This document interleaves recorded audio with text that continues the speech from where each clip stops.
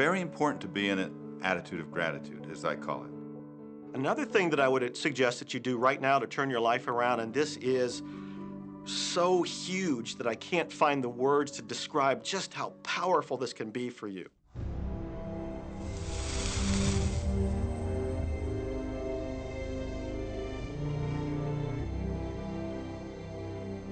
I took the visualization process from the Apollo program and instituted it during the 1980s and 90s into the Olympic program. And it was called visual motor rehearsal. When you visualize, then you materialize. And the interesting thing about the mind is we took Olympic athletes and then hooked them up to sophisticated biofeedback equipment and had them run their event only in their mind. Incredibly, the same muscles fired in the same sequence when they were running the race in their mind as when they were running it on the track. How could this be? Because the mind can't distinguish whether you're really doing it or whether it's just a practice. I think if you've been there in the mind, you'll go there in the body. When you're visualizing, when you've got that picture playing out in your mind, always and only dwell upon the end result.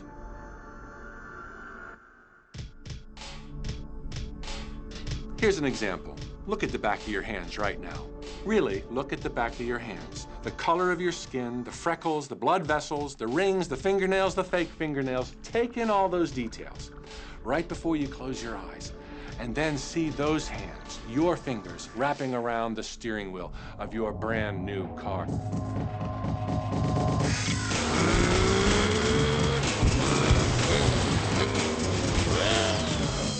This is such a holographic experience, so real in this moment, that you don't even feel like you need the car because it feels like you already have it. It's the feeling that really creates the attraction, not just the picture or the thought. And I think for a lot of people, they think, well, if I think positive thoughts, or if I visualize having what I want, that'll be enough. But if you're doing that and still not feeling abundant or feeling, loving and joyful, then it doesn't, from my mind, really create the power of the attraction. This is where the secret actually moves into action. You put yourself in the feeling place of really being in that car, not, oh, I wish I could get that car, or someday I'll have that car, because that's a very definite feeling associated with that. It's not in the now, it's not, it's in the future. If you stay in that feeling, it will always be in the future. Feel the joy, feel the happiness, no matter how silly it seems in that dark and quiet room, and you're going, woohoo, do it. A lot of people will say, come on, do I have to do that? How bad do you want change?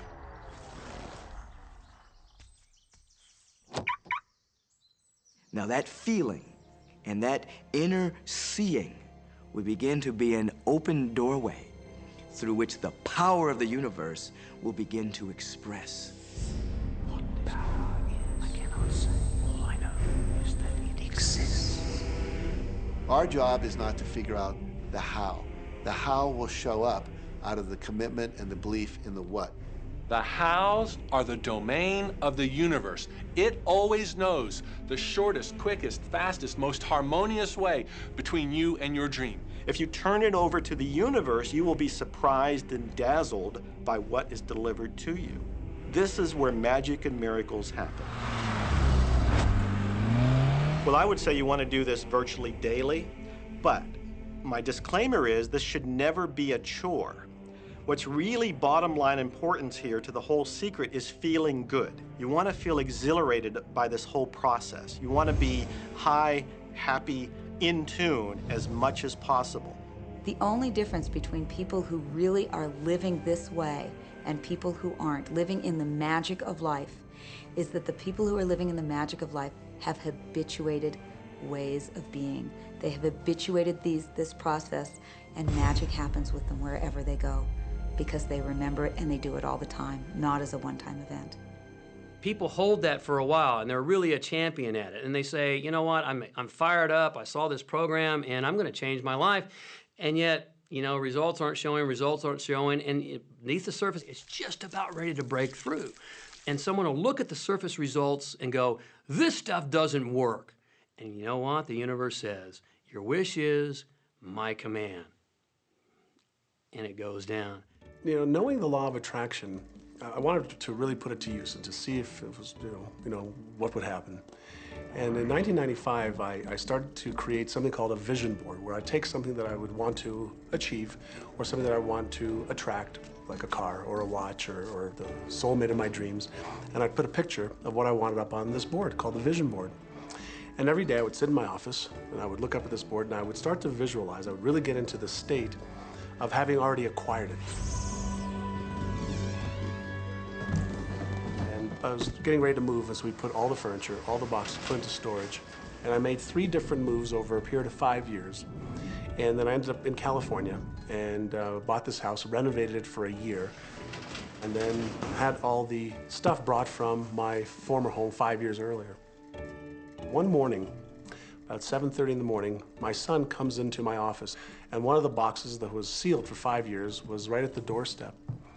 And my son, Keenan, was sitting on the box, banging away at the box, and I said, sweetheart, will you please stop me? I'm doing some work here. And he says, what's in the boxes, Daddy? And I said, well, honey, those are my vision boards. What's a vision board? I said, well, it's where I put all my goals up. I cut them out and I put all my goals up as something that I want to achieve in my life. And of course, at 5.5 years old, he didn't understand it. So I said, sweetie, let me just show you, because that'll be the easiest way to do it. And so I cut the box open. And when I pulled up the vision boards, there was a picture on there of a home that I was visualizing 5 years earlier. And what was shocking to me was we were living in that house, not a house like it. I had bought my dream home, renovated it, and didn't even know it. But I looked at that house, I started to cry because I was just blown away. Why are you crying? Honey, I finally understand how the law of attraction works. I finally understand the power of visualization. I finally understand everything that I've read, everything that I've worked with my whole life, the way I've built companies. It worked for my home as well. And I bought our dream home and didn't even know it. It is the preview of life's attraction. Decide what you want. Believe you can have it. Believe you deserve it. And believe it's possible for you. And then close your eyes every day for several minutes and visualize having what you already want and feeling the feelings of already having it. Come out of that and focus on what you're grateful for already. And really enjoy it, okay? And then go into your day and release it to the universe and trust that the universe will figure out how to manifest it.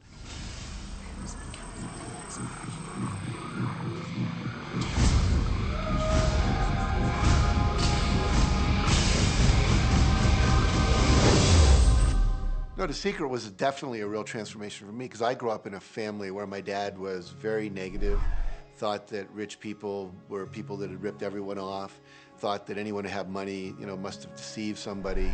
And so I grew up with a lot of beliefs about money, that if you had it, it made you bad. Only evil people have money. And, money doesn't grow on trees. That was a big one. Who do you think I am, Rockefeller? That was one of his favorite phrases. So I grew up truly believing that life was difficult, that it was hard, you had to struggle. And it was only when I met W. Clement Stone that I literally began to shift my life. Whatever the mind of man can conceive, achieve. When I was working with Stone, he said, I want you to set a goal that's so big that if you achieved it, it would blow your mind. And you would know it's only because of what I've taught you that you would have achieved this goal. Well, at the time, I was making about $8,000 a year. And for some reason, I wanted something that was really measurable. So I said, I want to make $100,000 in a year. Now, I had no idea how I could do that. I saw no strategy, no possibility, but I just said, I'm going to declare that, I'm going to believe it, I'm going to act as if it's true, and release it. And so I did that. And one of the things he taught me was every day to close your eyes and visualize the goal as if it's already achieved.